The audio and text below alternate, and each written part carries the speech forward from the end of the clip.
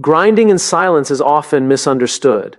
People think it's about secrecy, about hiding plans, about moving in the shadows because you're afraid someone will steal your idea. But that's not the truth. The truth is much deeper. Grinding in silence is about protecting belief. Because belief is fragile in the early stages. It doesn't collapse from failure as often as it collapses from noise. At the beginning of any meaningful journey, belief is all you have. There is no proof yet, no results, no applause, just a quiet conviction that something could work if you stay with it long enough. And here's the uncomfortable reality: most people don't know how to handle belief without evidence. Not because they are bad people, but because humans are wired to trust what they can see, measure, and compare. When there's no visible progress, uncertainty makes people uneasy, and uneasy people tend to speak. They ask questions that sound supportive but carry doubt underneath. Is this really working? Do you think this is realistic? What's your backup plan? These questions aren't always meant to hurt you. Sometimes they come from concern, sometimes from fear, sometimes from their own unfulfilled dreams. But regardless of intent, the effect is the same. Every question, every opinion, every raised eyebrow places weight on your belief. And belief, when it's young, cannot carry that much weight. That's why silence matters. Silence gives belief room to breathe. It allows you to test ideas without defending them. It lets you fail privately, learn quietly, and adjust without an audience narrating your mistakes. When you work in silence, you're not avoiding accountability. You're choosing the right kind of accountability, the one between you and your purpose. There's a reason why announcing goals feels good but rarely leads to results. The moment you tell people what you plan to do, your brain receives a small hit of validation. You get encouragement before you've earned it. And that validation can trick you into feeling like progress has been made when it hasn't. Grinding in silence removes that illusion. There's no applause to lean on, no reassurance to distract you, only the work. And the work is uncomfortable because when you're silent, you're alone with your doubts. You hear your own thoughts more clearly. You can't outsource confidence to other people's opinions. You have to decide again and again whether this path is worth continuing without anyone cheering you on. That's not weakness, that's strength being forged. Here's the paradox. The same people who question you early will celebrate you loudly later, not because they changed, but because the conditions changed. Once results appear, belief is no longer required. Proof takes over. And humans love proof. Proof removes risk. Proof removes the need to imagine. Proof gives people permission to support you without feeling foolish. So when you grind in silence, you're not trying to prove something to others, you're proving something to yourself. You're building internal certainty instead of borrowing external confidence. And internal certainty lasts longer. Think about it. If your motivation depends on being understood, what happens when you're misunderstood? If your confidence depends on being supported, what happens when support disappears? Silence trains you to operate without those crutches. It forces you to ask a harder question. Would I still do this if no one ever clapped? That question changes everything. Because when the answer is yes, you stop needing permission. You stop needing agreement. You stop explaining yourself. You realize that belief doesn't grow by being shared too early. It grows by being honored privately. Like a seed underground, it doesn't need attention. It needs protection. And this is where many people get it wrong. They assume silence means isolation forever. It doesn't. Silence is a phase, not a personality.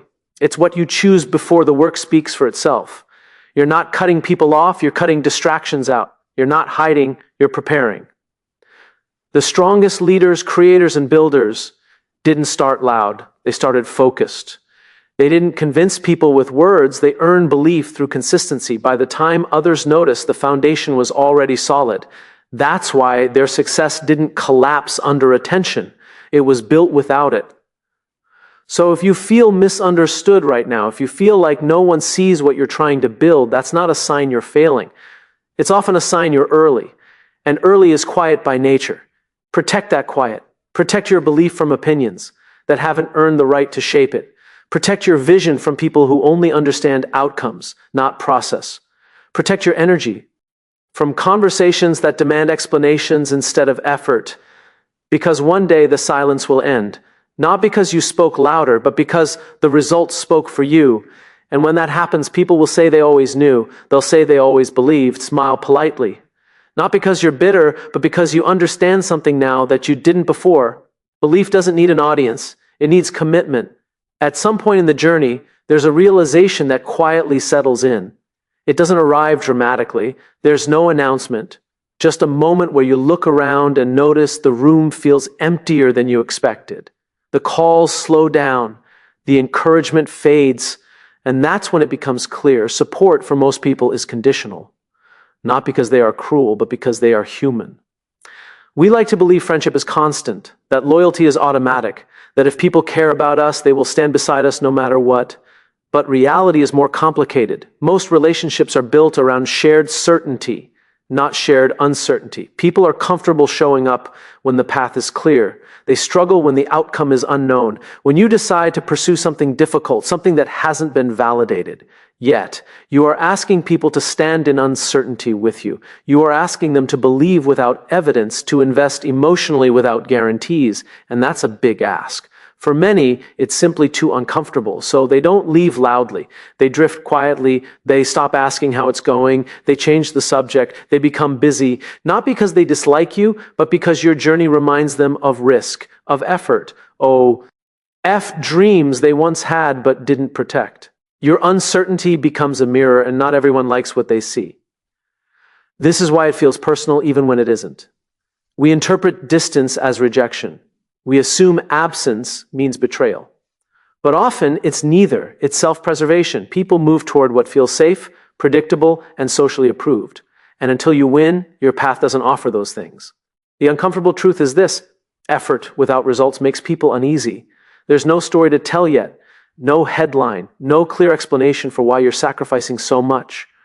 And humans are storytellers. We like beginnings, middles, and ends. When someone is stuck in the messy middle, it doesn't fit neatly into conversation, so support becomes theoretical. I hope it works out. Good luck with that. Polite words that sound encouraging but require no commitment. Conditional support doesn't mean fake support. It means cautious support. And caution is the default setting for most people. This is where resentment can quietly grow if you're not careful. You start keeping score. You remember who showed up and who didn't. You replay conversations. You wonder why people who once believed in you now seem distant. And if you're not intentional, bitterness can creep in, but bitterness is heavy, and it slows you down. There's another way to see this. Instead of asking why people aren't supporting you, ask what kind of support your journey actually requires right now. In the early stages, applause doesn't help. Advice often confuses. Opinions distract. What you need most is clarity and stamina, and those things are built internally, not socially. Conditional support teaches you something essential: how to keep going without emotional guarantees. It forces you to detach your self-worth from other people's engagement. You stop measuring progress by who's watching and start measuring it by whether the work is getting done. And that shift is powerful because when people are with you only when it's comfortable, you learn to become comfortable with yourself. You learn to trust your own judgment. You learn to make decisions without consensus. That's not arrogance, that's independence. Here's the irony: the same people who hesitate to support you early will often celebrate you loudly later. They will share your success, quote your words, and tell others they knew you when. And again, it's not hypocrisy, it's timing. Once you win, your story makes sense. Once you win, your risk looks intentional instead of reckless. Winning changes the narrative. Before results, your choices are questioned. After results, they're admired. The actions don't change. The interpretation does. That's how conditional support works. People don't follow effort, they follow evidence. Understanding this doesn't make you cynical. It makes you grounded. You stop expecting people to give what they don't have. Not everyone has the capacity to sit in uncertainty. Not everyone has the emotional margin to cheer without proof. And that's okay. What matters is how you respond. If you chase approval, you'll start shaping your journey to be more acceptable, not more meaningful. You'll water down ambition to keep people comfortable. You'll slow down progress to avoid making others feel left behind. And in doing so, you risk abandoning yourself. But if you accept Condit, ional support for what it is, you free yourself from needing it. You don't cut people off. You don't become cold. You simply stop outsourcing motivation. You let people show up where they can without demanding more. This is where true confidence is built, not from being constantly encouraged, but from continuing even when encouragement is absent, not from being understood, but from being committed.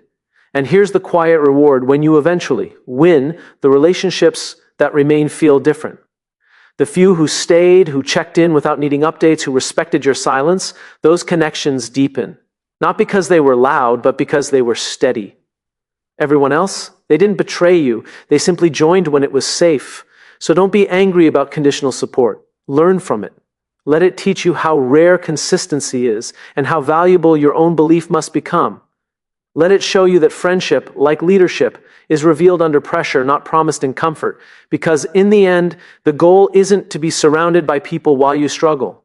The goal is to become someone who can keep moving forward even when the room goes quiet. There is a hard truth most people don't like to hear, especially in a world obsessed with hustle, motivation, and potential. The world does not reward effort. It rewards results. Effort feels noble. Effort feels honest. But effort on its own is invisible. And invisibility is uncomfortable when you're the one doing the work. From the inside, effort feels exhausting. Late nights, early mornings, sacrifices no one sees. You feel every ounce of discipline it takes to show up when you're tired, to continue when rest feels slow, to stay consistent when quitting would be easier. You know how much work you're putting in, but the world doesn't live inside your head. The world only sees outcomes. This is where frustration begins. You expect recognition because you're working hard. You expect understanding because you're giving everything you have. But what you get instead is silence, or worse, indifference. And it feels unfair, because in your mind, effort should count for something. But the uncomfortable reality is this: effort only matters to the person making it. Everyone else is waiting for proof. That doesn't make people heartless, it makes them practical.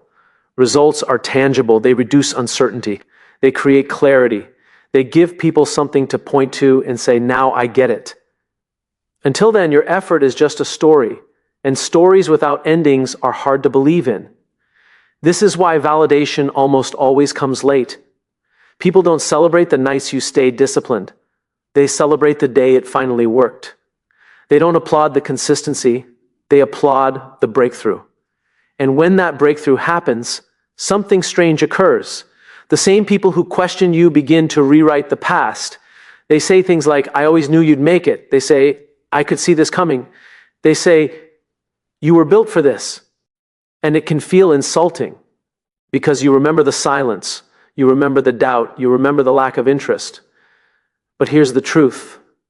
Most people miss those statements aren't lies, they're reconstructions. People reinterpret history based on outcomes.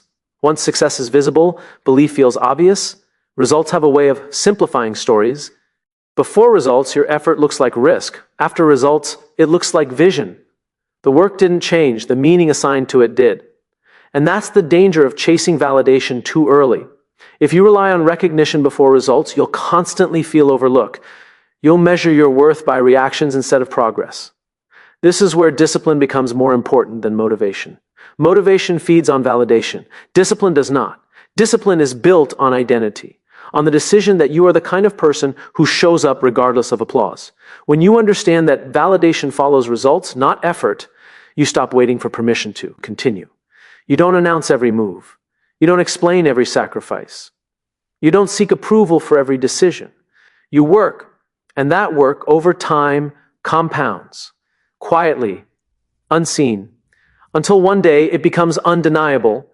This is why so many people quit just before things change. They mistake lack of validation for lack of progress. They assume that because no one is noticing, nothing is happening. But progress rarely announces itself. It accumulates. And accumulation looks boring from the outside. Think about it. The most meaningful transformations are invisible until they're complete. Strength is built long before it's displayed. Trust is earned long before it's acknowledged. Mastery is developed long before it's recognized. Validation is a lagging indicator. By the time people notice, the real work is already done. And if you're not careful, that's where ego can creep in. When recognition finally arrives, there's a temptation to say, now they see me. But the deeper lesson is this: you didn't need them to see you in order to become who you are. That's the power of understanding this truth. When you accept that effort won't be celebrated, you stop performing it. You stop doing the work to be seen and start doing it because it's necessary, because it aligns with who you're trying to become, because it serves something bigger than applause. And paradoxically, that's when results accelerate, because energy that would have gone into explaining, proving, and defending is now fully invested in execution. There's no emotional tax of disappointment, no resentment about being overlooked, just focus. This doesn't mean you shouldn't be proud of your effort. It means you should be proud privately. You should measure yourself by standards you control, not by reactions you don't. Effort becomes meaningful not when it's noticed, but when it's sustained. And when the results finally arrive, and they will if the effort is aligned and consistent, validation will follow. It always does. Not because people suddenly care more, but because they now understand more. So when recognition comes late, don't be bitter. Be calm. Let it remind you that you built something without needing applause, that you proved something to yourself before anyone else agreed. Because in the end, effort is the price you pay. Results are the receipt and validation. That's just the echo that comes after the work has already spoken. There is a moment on every meaningful journey when the silence feels heavier than usual. Not the peaceful kind of quiet, but the kind that makes you question yourself.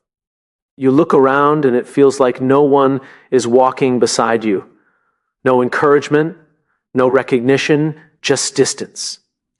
And in that moment, it's easy to believe something is wrong. But often that loneliness isn't a warning. It's a signal. Loneliness shows up early. It shows up before things make sense to anyone else. It shows up when the direction you're moving in hasn't been validated yet. And because humans are social by nature, being alone feels unnatural. Our instinct tells us that if no one is following, maybe the path is wrong. But history shows us the opposite is often true. When you're early, there are no crowds. Being early means operating without confirmation. It means making decisions without examples. It means trusting something that doesn't yet exist in visible form. And most people are not comfortable living there. They prefer proven paths, established systems, familiar routines. When you step outside of that, you step into isolation by default. That isolation can feel personal. You start to wonder why people don't check in, why your progress doesn't seem to matter, why conversations feel shallow or distant. But what you're experiencing isn't rejection, it's timing. You're in a phase where the work hasn't created a shared language yet. Loneliness isn't about being unwanted, it's about being ahead of understanding. Think about any idea that eventually changed something. A business, a movement, a mindset. In the beginning, there were very few believers, not because the idea was weak, but because it was unfamiliar. Familiarity creates comfort. Comfort attracts people. Until then, the journey belongs to the few willing to walk without reassurance. This is where many people turn back. Not because the work is too hard, but because the loneliness becomes too loud. They crave belonging more than growth. So they abandon what matters to rejoin what feels safe. And the tragedy isn't that they failed, it's that they never found out who they could have become. Loneliness is not a flaw in the process, it is the process. It forces you to confront your reasons. When no one is watching, when no one is praising you, you are left with a simple question: why am I doing this? And if the answer depends on approval, the journey will end early. But if the answer is rooted in purpose, loneliness becomes bearable, even meaningful. Because in solitude, clarity forms. Without constant feedback, you hear your own voice more clearly. You stop adjusting your direction to fit expectations. You stop compromising the vision to make it more palatable. You begin to act from conviction instead of consensus. And that's when the work gains integrity. There's a quiet strength that develops in this phase. You learn how to self-regulate doubt. You learn how to encourage yourself. You learn how to continue, even when progress feels invisible. These are not glamorous skills, but they are essential. Because later, when attention arrives, when opinions multiply, when pressure increases, the ability to stand alone becomes the ability to stand firm. The irony is that loneliness often disappears the moment you no longer fear it. When you stop interpreting solitude as failure, it transforms into focus. Time that would have been spent seeking reassurance is now spent building. Energy that would have gone into comparison is now invested in craft. And slowly, quietly, things start to shift. Not dramatically, not overnight, but incrementally. The work improves, the results sharpen, the direction becomes clearer, and one day, without announcing it, others begin to notice. Questions replace doubt, curiosity replaces indifference. The room feels less empty, but by then you are different. You don't need the crowd the way you once did. You're grateful for connection, but not dependent on it. You understand that belonging built too early can weaken conviction, that approval before readiness can derail progress. Loneliness taught you how to lead yourself before leading others. And this is the lesson most people miss. Loneliness doesn't mean you're doing it wrong. It often means you're doing something new, something untested, something that hasn't been translated for others yet. Every pioneer knows this feeling. Every builder has felt this gap between effort and acknowledgement. It's the space where identity is forged, where resilience is built, where purpose stops being a theory and becomes a commitment.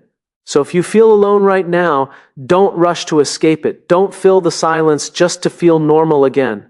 Sit with it, learn from it, let it refine you, because when the crowd eventually arrives, and it will if the work is honest, you'll understand something most never do. The loneliness didn't weaken you. It prepared you. You weren't abandoned. You were early. And being early is lonely by design. There's a common assumption that success changes people. That when someone finally wins, they become different. Colder, distant, arrogant, selective. But that assumption misses the point. Winning doesn't change character. It reveals it. It doesn't create new relationships as much as it clarifies existing ones. Success doesn't suddenly make people care. It simply removes ambiguity. Before you win, everything is blurry. Intentions are unclear, support is theoretical, loyalty is spoken but untested. People can say they believe in you without having to prove it. They can offer encouragement without commitment. But once you win, the fog lifts, the story becomes simple. You made it. And that simplicity forces everyone, including you, to see relationships for what they really are. Success acts like a spotlight. It doesn't manufacture alignment. It exposes it to people who were comfortable with your uncertainty, who respected your silence, who didn't need constant updates to stay connected. Those people don't suddenly appear after you win. They were already there, quietly, patiently, often unnoticed, and when success arrives, their presence feels familiar, not surprising. Then there are others, people who re-enter your life with enthusiasm once outcomes are visible. They celebrate loudly. They share your achievements. They speak as if they were part of the journey. And again, it's tempting to see this as betrayal or opportunism. But more often, it's human behavior responding to clarity. They didn't know how to engage before. Now they do.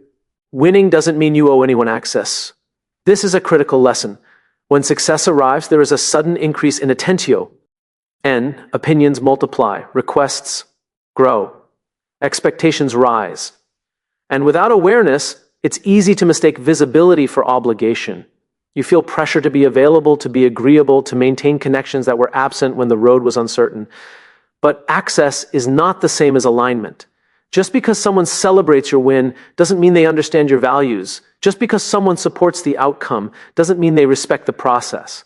Winning gives you the opportunity to choose relationships more intentionally, not from ego, but from clarity. This is where many people struggle. They feel guilty for changing boundaries. They worry about being perceived as ungrateful. But boundaries are not a response to success, they are a response to understanding. You now know what it took to get here. You know the cost. And that knowledge changes what you are willing to give. The relationships that survive success are the ones built on something deeper than proximity or convenience. They are built on shared principles, mutual respect, a willingness to grow independently without resentment. These relationships don't compete with your purpose, they complement it. And here's the quiet truth, the absence of certain people during your rise didn't stop you. That alone tells you something important. You didn't need their presence to progress. You didn't need their approval to persist. You didn't need their validation to become who you are. Success didn't fill a void. It revealed that the void wasn't essential. This realization can be both empowering and sobering. Empowering because you recognize your own resilience. Sobering because it challenges the stories you once told yourself about who would be there at the end. But clarity, even when uncomfortable, is a gift. It allows you to invest energy where it actually matters. Winning also changes how you listen. You become more discerning. You've seen how easy it is for opinions to shift once results appear, so you stop taking praise too seriously and criticism too personally. You understand that most reactions are responses to outcomes, not insights into truth. This balance is what keeps success from distorting character. When you don't let admiration inflate you and you don't let past absence harden you, you stay grounded. You don't become cynical, you become selective. And selectivity isn't rejection, it's responsibility. Because success, when handled poorly, can isolate you. But when handled with intention, it can deepen the right connections. The goal isn't to shrink your world, it's to align it. Winning gives you the chance to revisit old relationships with new eyes. Not to judge, but to understand. Some will naturally fade, others will strengthen. And a few will surprise you, not because they changed, but because you now have the clarity to see them fully. And perhaps the most important lesson is this: winning is not the finish line. It's a transition. The work doesn't stop. The purpose doesn't disappear. If anything, responsibility increases, and the relationships you carry forward should support that responsibility, not distract from it. So when success arrives and people say, "You've changed," listen carefully. Sometimes what they really mean is, "You've stopped being accessible in the ways I was comfortable with." And that's not a flaw, that's growth. You didn't lose friends. You gained understanding. Winning didn't make you different. It made things clear, and clarity, when respected, is one of the greatest forms of freedom. At the end of it all, the lesson is not about silence or grinding or winning. The lesson is about understanding how belief works, in you and in others. It's about recognizing that the journey toward anything meaningful is not designed to be crowded at the beginning. It's designed to test commitment before it earns applause. Grinding in silence was never about hiding from people. It was about discovering who you are without their opinions. It was about learning how to move forward without permission, encouragement, or certainty. Because if your belief only survives when others agree with you, it was never belief to begin with. It was dependency. Along the way, you learn something uncomfortable but freeing. Not everyone who smiles at your dream can walk with you through uncertainty. Support fades not because people are cruel, but because most are waiting for proof. And that waiting creates loneliness. But loneliness is not rejection. It is the space where identity is forged and purpose becomes personal. You learn that effort doesn't come with trophies, that discipline is quiet, that the world only notices outcomes, not sacrifices. And instead of letting that make you bitter, it made you focused. You stopped performing the work and started embodying it. You stopped asking to be seen and started becoming undeniable. And when winning finally arrived, it didn't fill a void, it exposed one. It revealed which relationships were built on alignment and which were built on convenience. Success didn't make people loyal, it made loyalty visible. It didn't change who you were, it clarified who belonged. This is the truth about grinding in silence. It prepares you for success long before success shows up. It teaches you how to lead yourself before others follow. It teaches you how to stand alone without becoming lonely, and how to welcome others without losing direction. So if you're still in the quiet phase, don't rush it. Don't explain it. Don't announce it. Let the work shape you before it introduces you, because one day the noise will come, the attention will follow. And when it does, you'll be ready, not because people finally believe in you, but because you learn to believe in yourself first. That is how you win.